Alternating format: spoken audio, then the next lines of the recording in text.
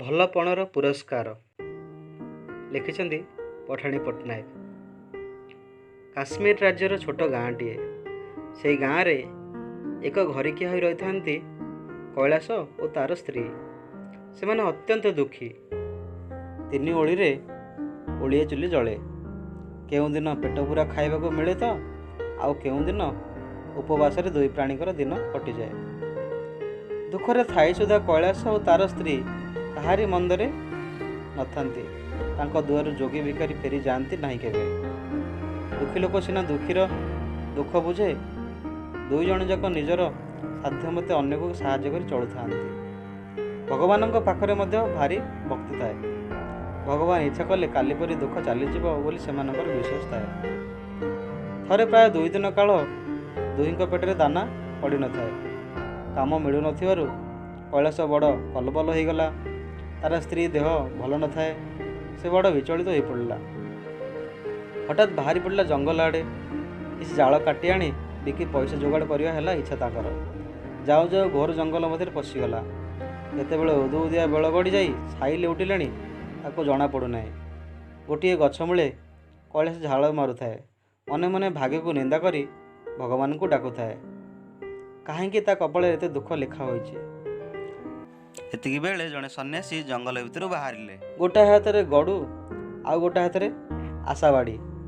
ତାଙ୍କୁ ଦେଖି କୈଳାସ ଦଣ୍ଡବତ ହେଲା। ବାବାଜୀ ଆଶୀର୍ବାଦ କରି ତାର ଦୁଃଖ ବୁଝି ପାରିଲେ। ତାକୁ ଖୁସି ହୋଇ ଗୋଟିଏ ତାଟିଆ ଦେଲେ। କହିଲେ, ନେ ବାବା, ଏଇ ମ୍ୟାଜିକ୍ ତାଟିଆ ନେ। ତୋର ଦୁଃଖ ସବୁ ଦୂର ହୋଇଯିବ। ଏହାକୁ ଯାହା ଖାଇବାକୁ ମାଗିବୁ ସେ ତୋତେ ତାହା ଦେବ। କୈଳାସ ଦଣ୍ଡବତ ହୋଇ ଜଙ୍ଗଲରୁ ବାହାରି ଆସିଲା। ଜଙ୍ଗଲ ସରି ଆସିଲା ବେଳକୁ ବେଳ ରାତି ହେଉଥାଏ। ଆଗରେ ଗୋଟିଏ ଗାଁ ପଡ଼ିଲା।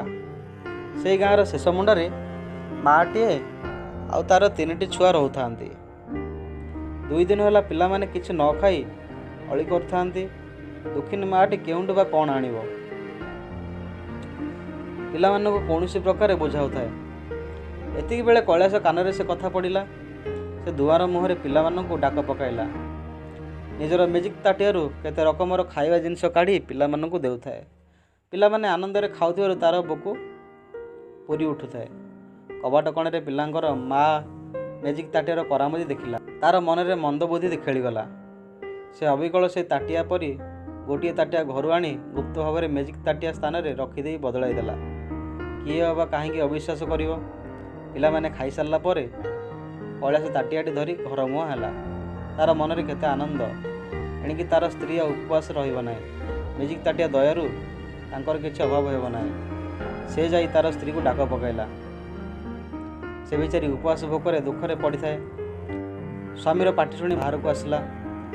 କୈଳାସ ଠାରୁ ମ୍ୟାଜିକ୍ ତାଟିଆ କଥା ଶୁଣିଲା, କିନ୍ତୁ ତାର ବିଶ୍ୱାସ ଆସୁନଥାଏ।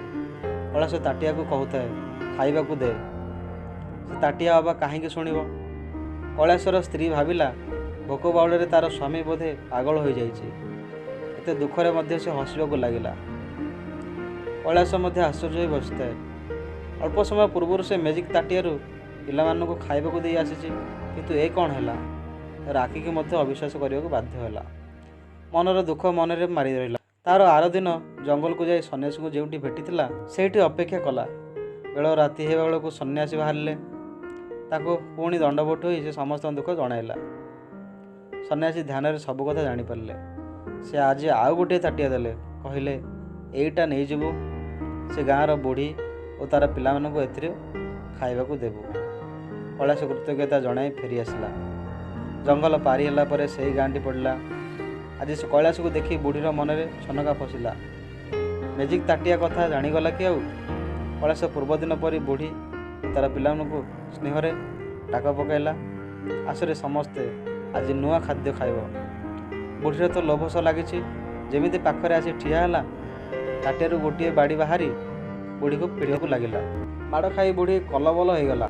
ମରିଗଲି ମରିଗଲି ବୋଲି ପାଟି କରୁଥାଏ। କୈଳାସ ଏ ରହସ୍ୟ କିଛି ବୁଝିପାରୁନଥାଏ। ଖାଇବା ଜିନିଷ ବଦଳରେ ମାଡ଼ କୁଆଡ଼ୁ ଆସିଲା। ବୁଢ଼ୀ ଦୌଡ଼ି ଯାଇ ମ୍ୟାଜିକ୍ ତାଟିଆକୁ ଘରୁ ନେଇ ଆସିଲା। ଏଣେ ମାଡ଼ ଚାଲିଥାଏ।